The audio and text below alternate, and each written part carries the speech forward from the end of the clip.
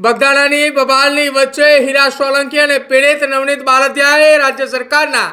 મંત્રી કુંવરજી બાવળિયાની મુલાકાત લીધી હતી। ગાંધીનગર સ્વર્ણિમ સંકુલ ખાતે કુંવરજી બાવળિયાની મુલાકાત લેવા માટે સમાજના આગેવાનોની સાથે હીરા સોલંકી અને નવનીત બાલદિયાએ પહોંચ્યા હતા। ગાંધીનગર ખાતે કુંવરજી બાવળિયાની મુલાકાત દરમિયાન સ્વર્ણિમ સંકુલ ખાતે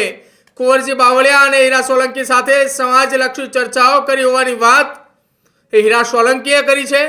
હીરા સોલંકીએ સમગ્ર મુલાકાતના સોશિયલ મીડિયા ઉપર ફોટા પણ શેર કર્યા છે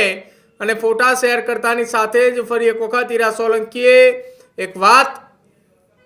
શબ્દ લખ્યો છે કે સત્યમેવ જયતે આ પ્રકારનું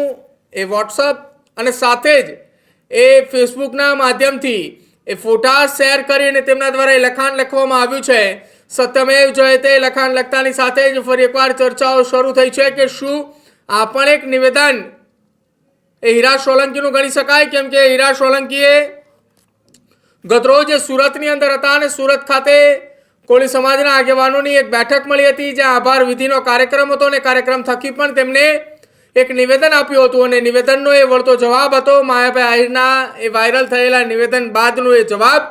જો કે હવે ફરી એક વખત